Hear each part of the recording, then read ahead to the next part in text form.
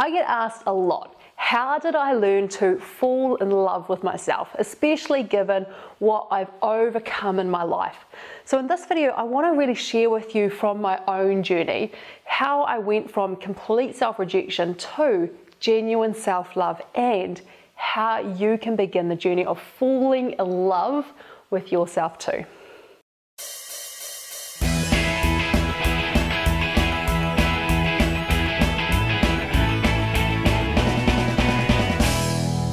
My husband often says that he's never come across a woman that's so in love with every part of herself, every lump, bump, hump and scar, and I gotta say, I love it all.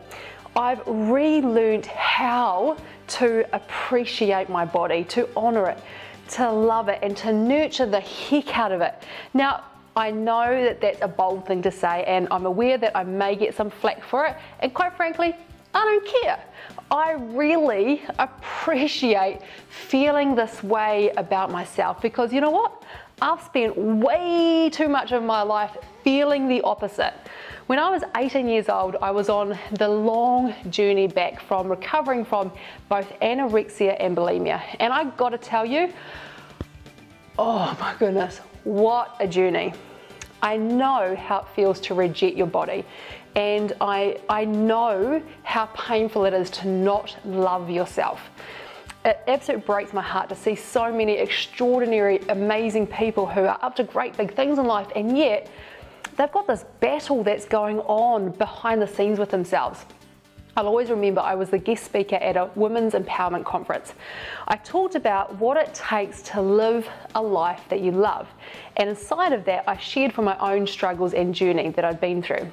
Now I got off the stage and the coordinator of the conference, she was a bright, bubbly, highly successful woman who was really well known in New Zealand, pulled me aside and so moved by my sharing that she opened up about her own ongoing 20-year struggle, secret struggle with bulimia.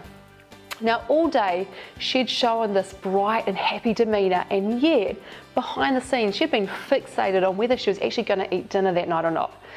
What breaks my heart is that this story is all too common, and you know what? I am over it. I am so done with women not honouring the heck out of themselves, and I'm definitely over us women role modelling this shit to the next generation. You know, years back, I had this moment that I will never forget. It was like I had been slapped in the face with a cold fish. Even though I'd at this stage got through the eating disorder, to be honest, I was still having this internal battle around food in my body. A similar struggle to what I see so many people going through. I'd eat chocolate, feel bad. I'd go to the gym, look in the mirror, not feel so good about myself. I'd compare myself to this kind of this ideal in my mind. You get the picture. So there was this moment, right, that I got fully present to the impact of my daughter growing up with the experience of her mum not 100% honouring and loving herself on every level. And you know what? In that moment, I called enough. I decided then and there that this cycle was going to end, that I was going to commit to becoming the most ultimate stand of self-love. It was still, at that stage, a long way away from where I was, and I committed to doing whatever it took. And so, my journey began. I learned how to make choices from a place of honouring the heck out of myself.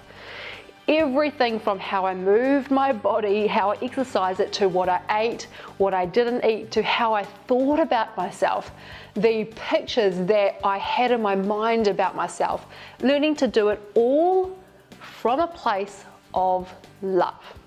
And in those moments when it wasn't, and trust me, there were a lot of those, then those were the moments and the opportunities for healing and growth. And you know what? It's been a journey, and the result, liberating. So I want to ask you, honestly, on a scale of 1 to 10, how much do you love and honour yourself when nobody's around and nobody's looking? Now, if it's less than a 10, what is the impact of this on your life? Be really honest with yourself here.